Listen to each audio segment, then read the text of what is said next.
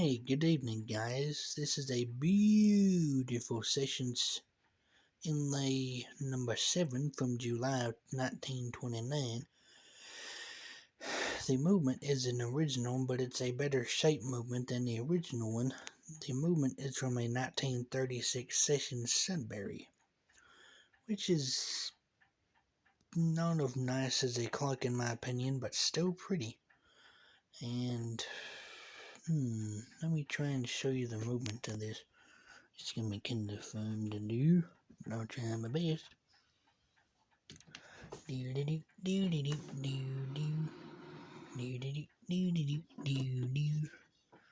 Open the door. Yeah, there's the butte.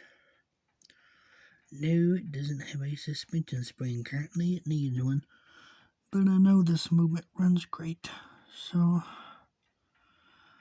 I hope you enjoyed this video, and thank you very much for watching, and don't forget to like and subscribe. And also, I might mention that you subscribe to Mark Munnerlin on the old YouTube. Thank you very much for watching. Good night.